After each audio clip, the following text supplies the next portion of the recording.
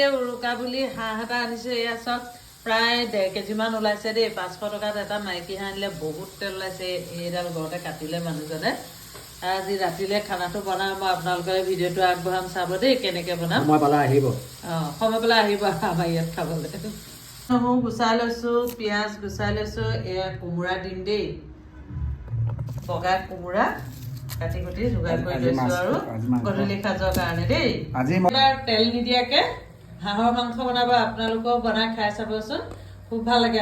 যিহেতু হাঁহত তেল থাকে, সেইকাৰণে আমি পিঁয়াজখিনি প্ৰথম দি লৈছোঁ মাংসখিনিৰ ওপৰত তেজপাতটোৰ সৈতে। তাৰপৰা সেয়া কেঁচা জলকীয়া কাটি লৈছোঁ। তাৰপৰা আদা নহৰু পেষ্টটো একেলগে দি দিছোঁ। দি ইয়াত যিখিনি মা মছলা দিব লাগে সকলো দিম, কেনেকৈ দিছোঁ চাই থাকক। তাৰপিছতে হালধি 1 চামুচ দি দিছোঁ, হালধি দিলোঁ। তাৰপৰা অকণমান মিট মছলা দিছোঁ। আমি মছলা বৰ বিশেষ ইউজ নকৰোঁ, অকণমান দিছোঁ আৰু ফ্লেভাৰটোৰ কাৰণে। তাৰপিছতে অকণমান দিছোঁ জিৰা পাউডাৰ। আমি আকৌ পেকেটেই ঢালি দিওঁ আৰু হেৰি চামুচে ইউজ কৰিবলৈ সময় নাথাকে আৰু। অকণমান ধনিয়া পাউডাৰ, জিৰা পাউডাৰ দিলোঁ। দিলে অকণমান কাশ্মীৰ পাউডাৰ দিওঁ, মানে কালাৰটো তেতিয়া ভাল হয় মাংস দেখিবলৈ, নহ'লে হালধীয়া হৈ থাকে যে, সেইটো কাৰণে অকণমান কাশ্মীৰ পাউডাৰ দিছোঁ। তাৰপৰা অকণমান নিমখ দিছোঁ মাংসৰ আমাৰ সোৱাদ অনুযায়ী। একেকোবে চব বস্তু দি লৈছোঁ আৰু দি পেলাই এতিয়া মাংসখিনি ভালদৰে মাখি পেলাম সকলো বস্তু। আমাৰ গোটেই মাংসখিনি মেৰিনেট কৰি হৈ গ'ল। এতিয়া আধা ঘণ্টামান ঢাকি থৈ দিম। দেখিছেনে মাটিৰ কেৰাহী? আপোনালোকে হাঁহৰ মাংস বনালে মাটিৰ কেৰাহীত বনাই খাব, বহুত ভাল লাগে। মাটিৰ কেৰাহীত মানে চব কেৰাহীতকৈ মাটিৰ কেৰাহীত সোৱাদটো বেলেগ ওলাই। দি দিয়া মাংসটো দি দিয়া। মানুহজনে মইহে বনাইছোঁ দেই, অকলে মই নহয়। কেৰাহীখন বগা হ'বলৈ দিব। তাৰপিছত আপুনি যিখিনি মাংস মেৰিনেট কৰি থোৱা আছিলে, সেই মাংসখিনি আপুনি সুদা কেৰাহীখনত দি দিয়ক। তাৰপিছত এয়া মই দি দিলোঁ। দি দিয়াৰ পিছত সকলোখিনি দি দিলোঁ। ইয়াত তেলৰ নামত অকণো নাই, মিঠাতেলৰ নামত অকণো নাই। তাৰপৰা এতিয়া এয়া মই লৰাই দিলোঁ। ইয়াৰ পৰা তেল কেনেকৈ ওলাব চাব দেই। কিন্তু তেল হাঁহটোত আকৌ তেল থকা হ'ব লাগিব আকৌ, নহ'লে এনেকৈ সুদা কেৰাহীত বনাব লাগিব। বইল হাঁহৰ নিচিনা দেখিব, কিন্তু পিছত চাব হাঁহখিনি তেল ওলাই তেনেকুৱা হ'ব লাগিব। আমি এনেকৈয়ে গাঁৱৰ পৰা হাঁহ আনি বনাই খাওঁ।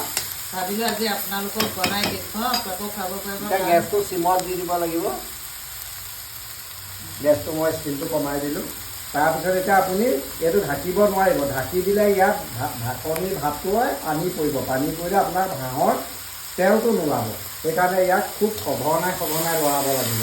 খুব সঘনাই লৰাই থাকিব লাগিব। তাৰপিছত চাব ইয়াৰ গোটেই হাঁহৰ তেলটো ওলাই আহিব আৰু ইয়াৰ খাবলৈ বহুত ভাল লাগে। আপোনালোকে এদিন বনাই খাই চাবচোন বাৰু।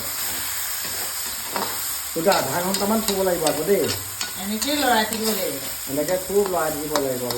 লৰাই যেতিয়া তেল ওলাব, তেতিয়া আপুনি কোমোৰা দিয়ে বা আলু দিয়ে, যি দিয়ে আপুনি দিব পাৰিব। এই চাওক লাহে লাহে তেল ওলাই আহি আছে।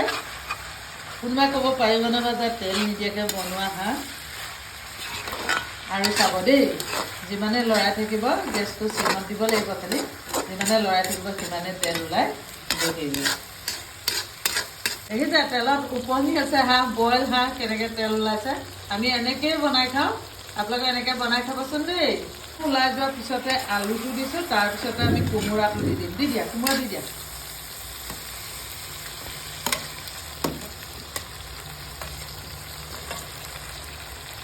এয়া তেলতে কোমোৰাও সিজিব, আলু সিজিব।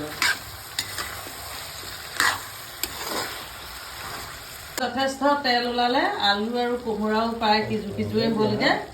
দেখিলে এনেকৈ বনাই খাবচোন। বিশ্বাস কৰিবলৈ দিগদাৰ হৈ যায় যে এনেকৈয়ে মাংসৰ তেল ওলায়। এতিয়া অকণমান পানী দি দিম, নহ'লে একেবাৰে মাংস শেষেই হৈ যাবগৈ।